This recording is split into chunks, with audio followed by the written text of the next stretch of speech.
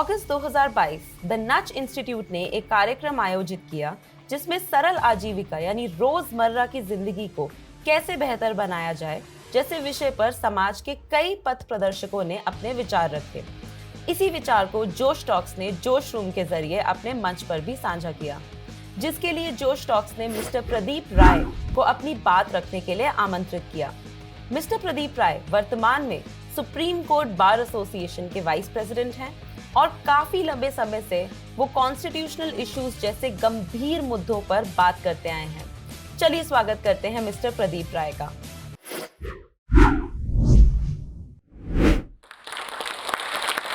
जब भी कभी हम लाइवलीहुड की बात करें और उसके साथ सरकार को जोड़ें और साथ साथ कानून को जोड़ें तो हमें ये देखना पड़ता है कि आखिर जो समस्याएं हैं समाधान उसका क्या निकले और उस समाधान के लिए हमारी कोशिशें क्या हैं। गांधी जी का एक जंतर था जिसको कि उन्होंने कहा था कि जब आप कोई नीति बनाते हैं तो समाज के आखिरी व्यक्ति को ध्यान में रखें और उस आखिरी व्यक्ति के ऊपर इसका कितना असर पड़ता है ये हमें ज़रूर देखना चाहिए। ज़्यादातर ये देखा गया है कि जब कभी भी हम कोई पॉलिसी बनाते हैं, नीति बनाते हैं तो उसमें आम जनता की भागीदारी नहीं होती है और ना इतिहास के अंदर भागीदारी होती है। हम जितने भी लोग हैं जब इतिहास पढ़ते हैं तो हम राजाओं का इतिहास पढ़ते हैं, कभी प्रजा का इतिहास नहीं पढ़ा हम लोगों ने। जब आप प्रजा का इतिहास नहीं पढ़ेंगे तो राजा के इतिहास को पढ़ने से प्रजा का भला नहीं होने वाला, क्योंकि प्रजा कैसी थी, प्रजा ने कैसे तरक्की की, प्रजा कैसे आगे बढ़ी। हम बार बार बात करते हैं कि भारत सोने की चिड़िया था या हमारे देश में ये सारी चीज़ें थीं, मगर क्या वाकई में आपको ये मालूम है कि वहाँ की जनता ने उस समय क्या किया था, जनता का योगदान क्या था। हम महाभारत पढ़ते हैं, रामायण पढ़ते हैं, जनता के बारे में नहीं पढ़ते।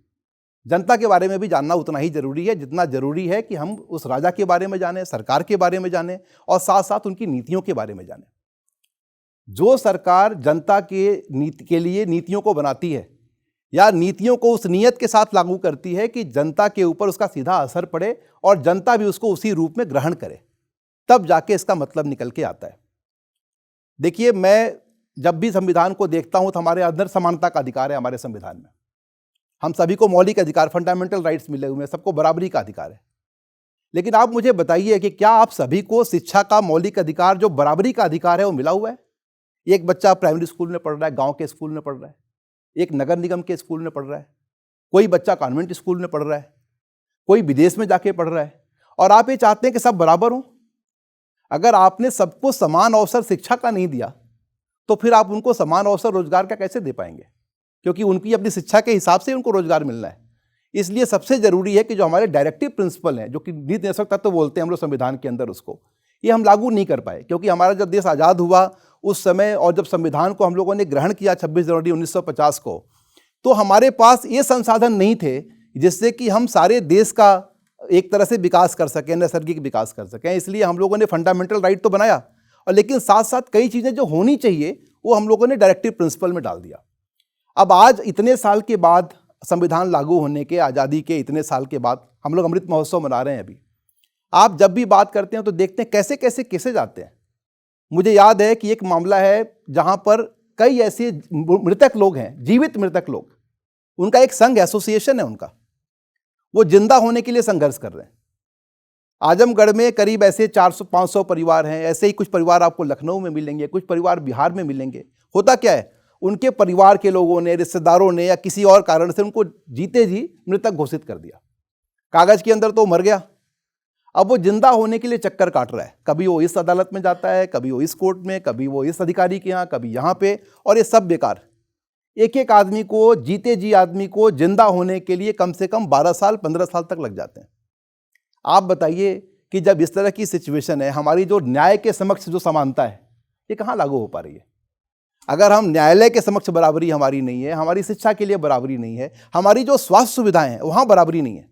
एक आदमी जाता है, उसको बेसिक डॉक्टर नहीं मिलता है, वो ऐसे झोला छाप डॉक्टर घूम रहे हैं जगह जगह, जिनका इलाज लेके वो मर जाता है। और मैं ऐसे बैकग्राउंड से आता हूँ, मैं तो एक गांव के बैकग्राउंड से आता हूँ जहाँ की हमने प्राइमरी स्कूल से पढ़ाई की है। हम लोगों ने पेड़ के नीचे बैठ के कक्षाएँ चलती थी, वहाँ से पढ़ाई की है। हमारे स्कूल में टीचर भी नहीं था, पहली से लेकर 8वीं तक कोई टीचर नहीं था। लेकिन इसके बावजूद मैं देखता हूँ कि आपकी शिक्षा, अगर आपकी इच्छा है तो आप कर सकते हैं, मगर क्या आपको समान अवसर मिल रहा है? ये नहीं मिल रहा है।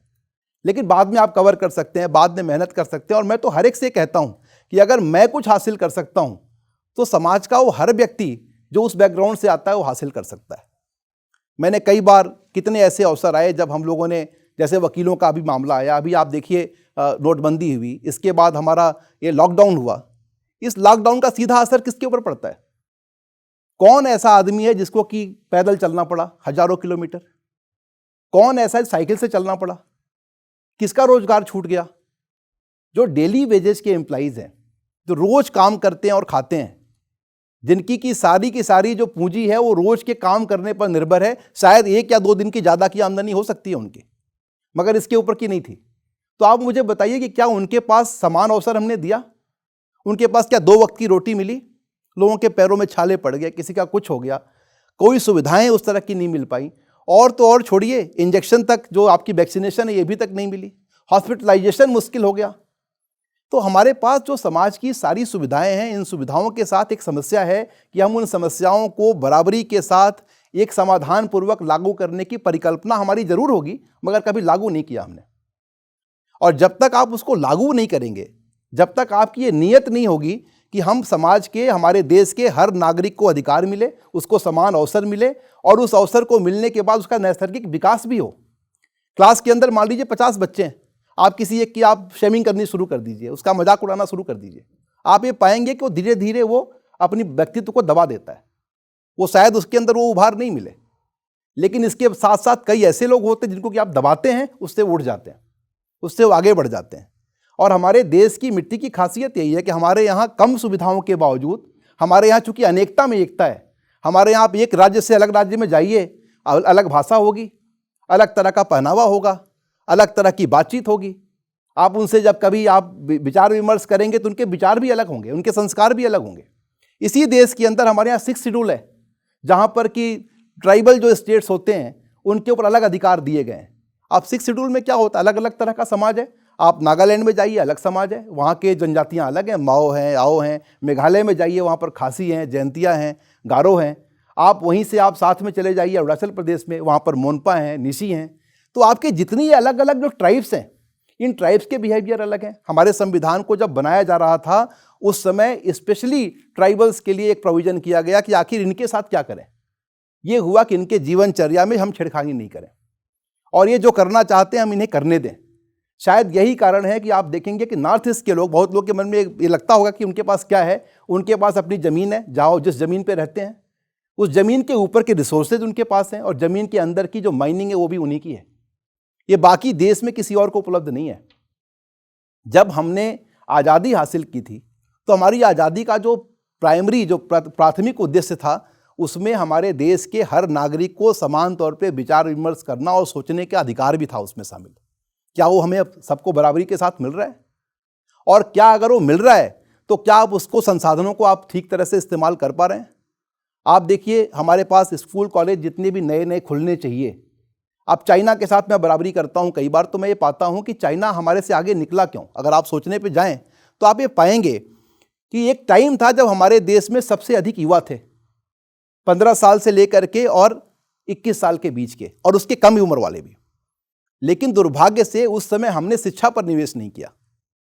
किसी भी तरह की समस्या से मुक्ति पाने का केवल और केवल एक साधन है, और वो साधन है आप शिक्षा पर निवेश करें, बच्चों को शिक्षित करें। एक पढ़ा लिखा बच्चा जो आगे चल के रोजगार हासिल करेगा, वही रोजगार पूरे परिवार में फैल जाएगा। एक जॉइंट फैमिली होती है, उसमें से एक सरकारी नौकरी पाता है, आप देखेंगे उसके बच्चे अच्छा पढ़ते हैं, आगे तरक्की करते हैं, और एक परिवार, उसी परिवार का हिस्सा पिछड़ जाता है क्योंकि उनको शिक्षा नहीं मिली, उनको रोजगार का अवसर नहीं मिला। तो रोजगार का अवसर, समान शिक्षा, और साथ साथ हर व्यक्ति को ये बात का एहसास होना कि हमारे साथ कोई भेदभाव नहीं होगा।